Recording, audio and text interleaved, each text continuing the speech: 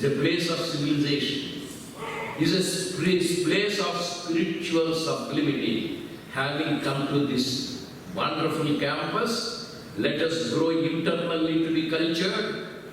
Let us be advanced externally to be civilized. Let us transcend, go beyond nature to be spiritually established. And let us look at Sri Krishna Paramatma, who is cultured, who is civilized, who is spiritually sublime. Let's meditate on it.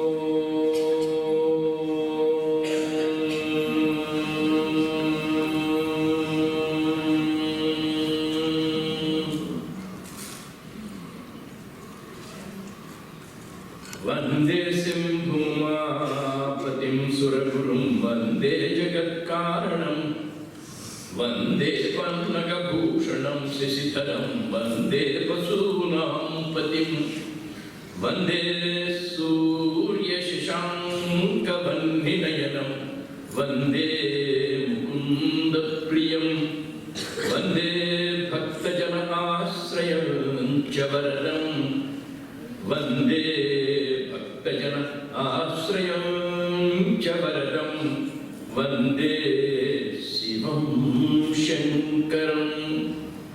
Friends, we are all living in nature.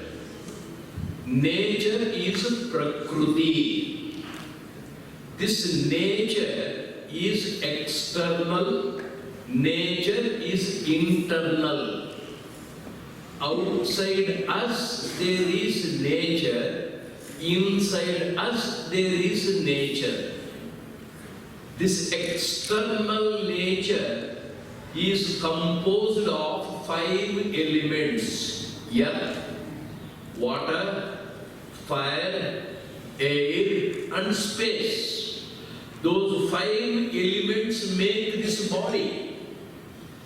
That is a macrocosm, large. This is microcosm, small.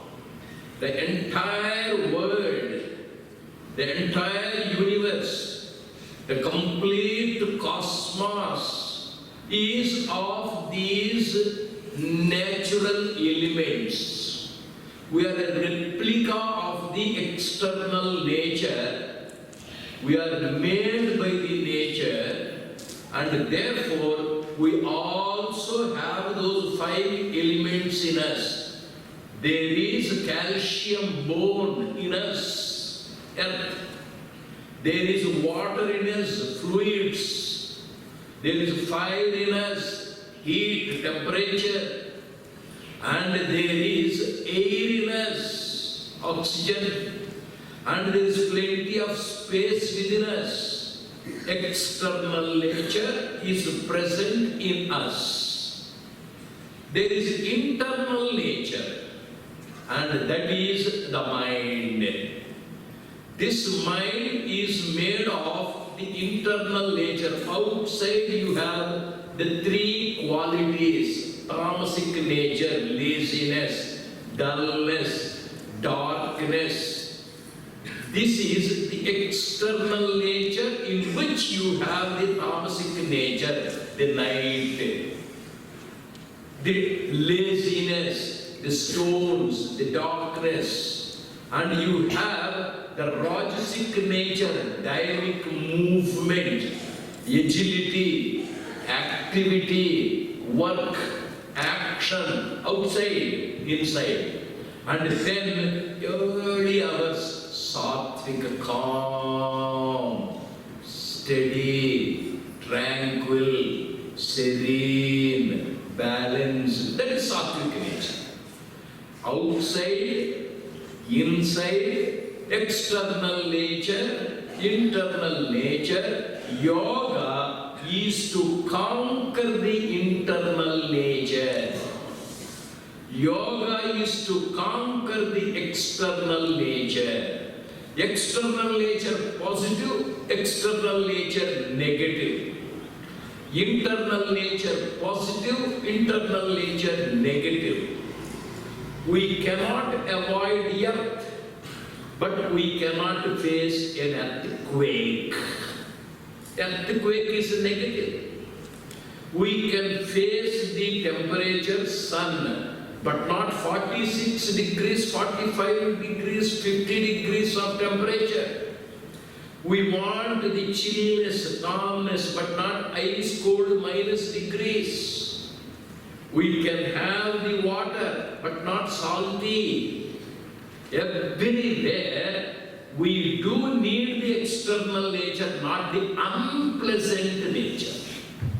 Outside external nature pleasant, unpleasant. Similarly, inside there is a negative nature, kama, lust, krodha, anger, jealousy, envy, pride, conceit. All these are negative elements. Love, friendship, affinity, kindness, compassion. These are the positive nature. What does yoga do? It conquers the unpleasant external nature through science, through technology, through your brain power, and it makes the nature external pleasant, comfortable, luxurious, happy to us. You have AC. You have the good cozy buildings. We try to protect ourselves against the unpleasant, harmful, difficult, disastrous, dangerous, strenuous external nature. Similarly, inside there is the negative nature. Yoga is useful to conquer the internal nature, to conquer the external nature. When you conquer the external nature, it's called civilization. When you conquer the internal nature, it's called culture. Every person has to be cultured, kind, humane, compassionate, merciful, loving, endearing. That is the culture. External, put on a smile, be courteous, observe manners, lead a comfortable life, pleasant life. You conquer the external nature. And then what is spirituality? The same yoga, you go beyond nature. We are made up of nature and we have to transcend nature. You have to go beyond nature. And what is the weapon for that? What is the tool for that? What is the method for that? Again, yoga. So, yoga is capable of doing three things. Number one, we can become cultured. What is culture? To conquer the evil tendencies in us. With the yoga, we can conquer the external nature. We can be maintaining that calmness, smile, pleasant gestures, good morning, good evening, all those things, and a cozy life. This is the external nature. And they are also to be transcended. You should go beyond. You cannot be only cultured and civilized, you should go beyond, and that is your spiritual, transcendental. What is the proof, sir? What you are is culture. How you are is civilization. Who you are is spiritual. I repeat, how you are, well dressed or not, clean or not, courteous or not, comfortable or not, genial or not, civilized or not, how you are. What you are. Example, morning 6 o'clock. Somebody comes to my house, open the door, and he is my friend. He was with me when I was in the university. After 50 years I see him. And when I open the door, I tell, hello, good morning, how I long to see you. It's nearly 50 years. Come on, sit. I shall get you beautiful Kumbhakonam filter coffee. Come on, sit down. This is external pleasant etiquette. But what is there in my mind? You idiot. Early in the morning, at 6 o'clock, you come to me. My wife did not get up yet. There is no milk. There is no decoction. Where am I to go for the preparation of the coffee? You rascal, why do you come to me? This is internal nature. When there is a clash, we are lost in torture. External nature is only partial. Internal nature also is there. When you know what you are, I know it, whether I really love you or not. Internal nature. When the boy goes to the gate, oh, you look very beautiful. Your saree is wonderful. Your looks are enticing. Rascal, he doesn't love her, he has lust for her. I was traveling, I might have told. I bought India Today. I was reading it. My granddaughter, 16-year-old, very beautiful, very thin, very slim, very enticing. Opposite there was an idiot sitting. A college rascal was sitting. He looked at me. As long as the book was in my hand, he did not ask. After I read it, I gave it to my granddaughter and she was opening the book and that rascal, excuse me, madam. He wants to talk to her. Does he really want the book? No. This is a clash between internal nature and external. He could have asked me. We play the diplomatic role. We are appearing to be civilized, but we are evils, villains, rogues, lustful beasts inside. Both the things are to be transcended. And how beautifully the Ramayana gives this. In the Ramayana, you have 4 capitals, 4 kingdoms, 4 kings. We start from the bottom. You have Sri Lanka, the Lanka of Ravana. People are highly civilized. They smile. They have very comfortable houses. Each house has a helipad on the top. In Hong Kong, I saw it. Many houses have the helipad, and the house has a lift for the car. The car also goes to the 7th floor. Very comfortable. Helipads are available. Each individual has the helicopter. Roads are clean. People are very, very attractive. They have the smiling faces. Etiquette they observe. Table manners they observe. And the best of the aeroplanes was available with Ravana Pushpaka Vimana. Highly civilized, the present Singapore. Maybe the Western countries, they are all highly civilized. Hello, good morning. Don't wait for next. If you wait for the reply, I am suffering from a headache. I am suffering from backache. I am suffering from neckache. How do you do? How are you? Is only an etiquette expression. A civilized expression, you are not expected to express your grievances, sufferings, difficulties, sorrows. It is only civilization. Inside you are not prepared to help him. Inside you are not prepared to love him. Inside you are not prepared to serve him. Lanka is like that. Highly civilized is Lanka, and everybody is civilized, but inside they are all rogues, rascals, rakshasas. Given an opportunity, they will seize the girl and they abduct, they rape, and that is Ravana.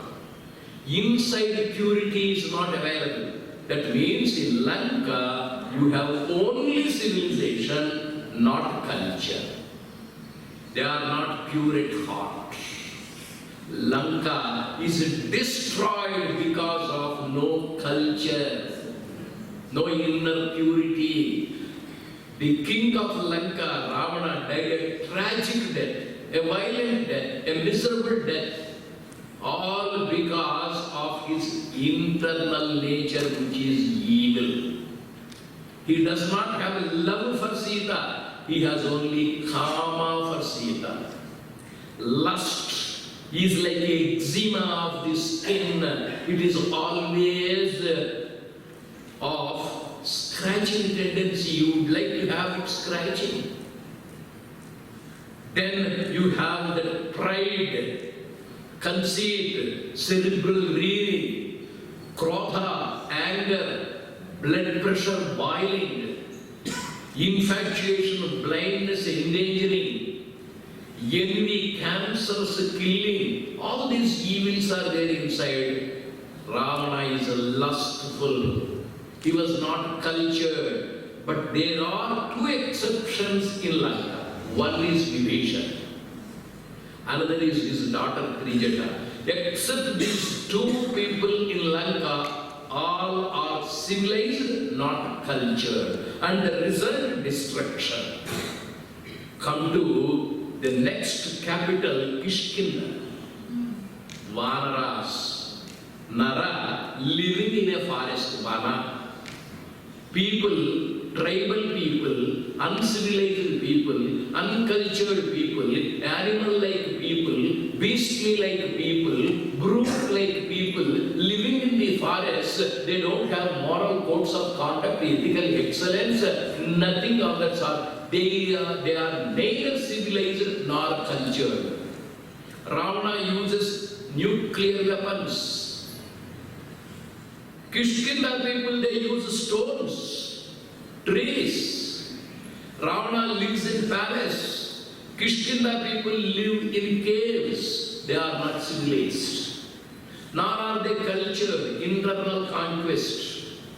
That Vali, the king of Kishkinda, under the very nose of his wife Tara, when Sugriva was looking, he went to Ruma, the wife of Sugriva. His own younger brother is Sugriva. He held her, dragged her, placed her in his bed. Rogue of the highest order. Younger brother's wife is daughter. Elder brother's wife is mother. That is culture. Vali does not have that culture. It's after all his younger brother Sugriva. Sugriva's wife is Ruma. He held her, dragged her. Already his wife is present Tara. He is proud. He is conceited. He has the cerebral reeling. He is neither civilized nor cultured. Kishkinda is neither civilized nor cultured. And the result, Vali died a tragic death. People suffered a lot under his rule. But there are two exceptions in Kishkinda. Positive exceptions. Tara, very wise lady. And Hanumanji, divine. He is cultured, he is civilized. In Lanka, you have two negative, positive exceptions, Vibhishana and Trijata. And in Kishkinda, you have two positive exceptions. One is Hanumanji, the other is Vali's wife Tara, wise lady. You come to Ayodhya.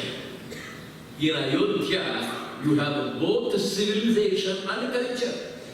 All are good, all are kind, all are sophisticated, most modern palaces they have, and internally everybody is pure, everybody is concerned about. There are people to give. There is nobody to receive. There is no akala marana. Every month there were 3 reigns. Ramarajya, excellent kingdom it was during the reign of Dasharatha Maharaj himself. They have both culture, internal purity, civilization, external pleasantness. Both of them there.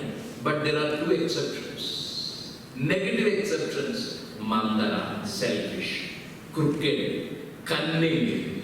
And she has spoiled Kaikeyi. She is also equally cunning, equally strategic, equally selfish. She got the kingdom for her son. Poor Dasharatha wept falling at her feet. My dear Kaikeyi, if you want, you take the kingdom. Give it to your son.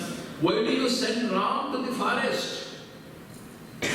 Who will worship Bharata if Ram is present in Ayodhya? He has to get out. Kaikeyi says. Then Dasharatha says, my wife, if Rama goes, I will die. Die. That is Kaikeyi. Cruel. She doesn't mind even if her husband dies. Negative exceptions of Mandara and Kaikeyi. And the result, Dasharatha Maharaj had a heart attack. He's a good man. He's a civilized man, but he's not a spiritual person. Lankadipati Ravana is civilized, not cultured, not spiritual. Kishkindadipati Bali, neither cultured, nor civilized, nor spiritual. Dasharatha Maharaj, the king of Ayodhya, is cultured. He is civilized, but he does not have that spiritual component. Yoga is not complete with culture and civilization. It should take you beyond the culture, beyond the civilization. You should be established beyond nature. And all the 3 kings, Lankadipati, Ravana, Kishkindadipati, Vali, Ayodhyadipati, Dasharatha Maharaj died at tragedy. All the 3 have died. But the reasons are different. Lust killed Ravana, Kama killed him. And here, Vali was killed by his own pride, by his own conceit, Garma, Kama, Krodha. And when you come to Dasharatha Maharaj, he does not have Kama, he does not have Krodha, he does not have all these ordinary things. Moha he has. Moha is infatuation. When Sri Vishnu's avatar is born, he is unable to see God in Ram. He saw a son in Ram. Attachment to him, endearment to him, love to him, moha to him, Maya. What is the use of his being cultured and civilized? Now spirituality is to be practiced, and that only will take you beyond. You will not have an unnatural, tragic death or no heart attack. All the diseases will be cured and you will be always peaceful, happy. And what is that next capital? Mithila, Janaka Maharaj's place. People there are cultured, people there are civilized, and people there are spiritual. You don't find Janaka Maharaj dying a miserable death. He did not have a heart attack like Dasharatha Maharaj when Sita was taken away by Ravana. The message goes, Sita and Ram have gone to the forest. It's only his daughter, his own son-in-law. Urmila is there. Lakshmana has gone to the forest. Poor daughter is in the palace. Is it not painful to the father? when his daughter is kidnapped by a rogue? Is it not painful to the father when his daughter Urmila is left alone in the palace and son-in-law Lakshmana has gone to the forest? Vidhi Leela, he never reacted. He was never upset. He did not have that moha. He was beyond the nature. He was absorbed, established in spiritual sublimity. He was always calm, tranquil, poised, balanced, steady, serene. Such a calm person, Janaka Maharaj, he did not have an unnatural death. See the four capitals. All the four capitals are wonderfully presented by Valmiki Maharshi. Culture it is when you conquer the internal nature. That is your character. Civilization it is when you look decent. It is conquest of the external nature. That is your conduct. And when you reach spirituality, you go beyond the character, beyond the conduct, and you become the Atman. You are absorbed, you become a Sakshi.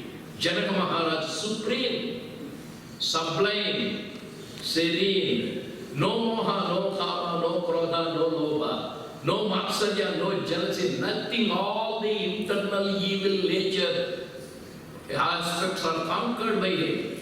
Externally, everything is very, very pleasant, kind. They have palaces, they have these units, they are all very endearing to each other.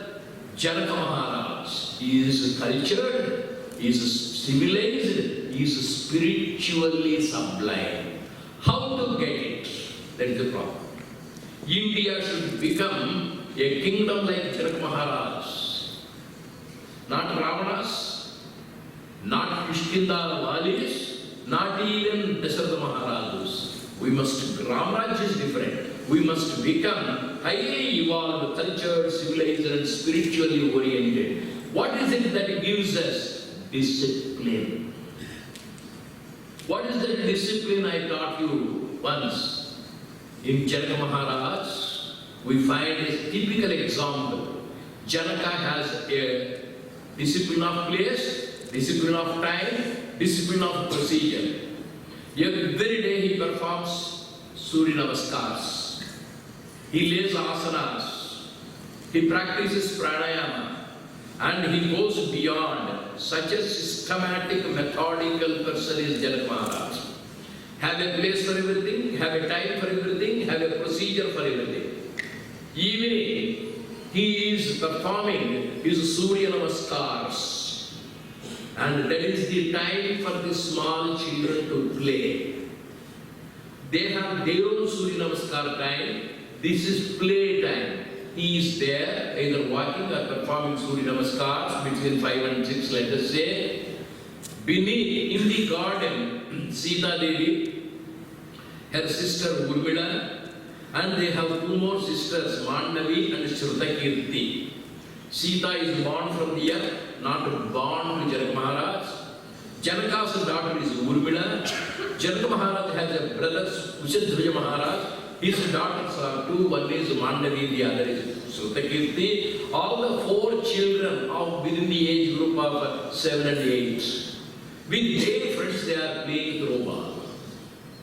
And the ball has gone, slipped from the hands of Sita, and it has gone, rolled, and it is caught under the Sivathamasu cart.